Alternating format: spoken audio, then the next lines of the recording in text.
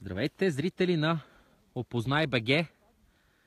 Намираме се в подножието на връх Вихрен, който е точно над нас, може да видите. И за съжаление, без снегоходки, положението е просто трагично. По никакъв начин не можем да се качим.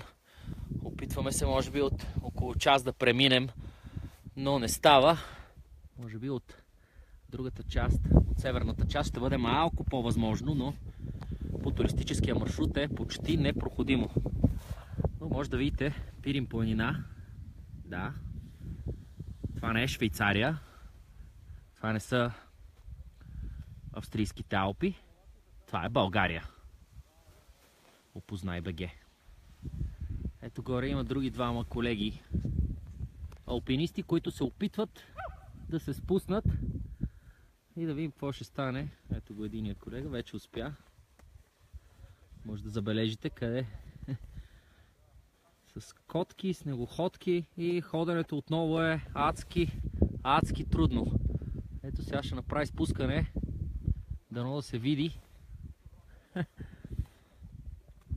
Иначе горе е връх Вихрен, отново в облаци и ветрове, както винаги. Суров, но много красив. Това е. Да видим какво ще стане. Наистина Пирин планина си заслужава да бъде посетена. Може да видите знамето на Опознай БГ и да се поразходим леко с невероятната гледка към Банско. Отсреща връх Тодорка.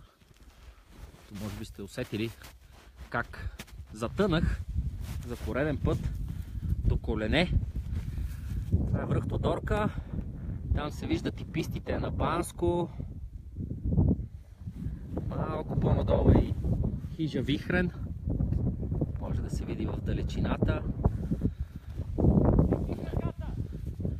И сега, ето вижте за какво спускане става дума. Няма минаване просто. Хората буквално пълзят по корем. Това е положението. Февруари месец. Дано да не се получи някоя лавина, защото е доста опасно това, което правят колегите. А долу има доста народ.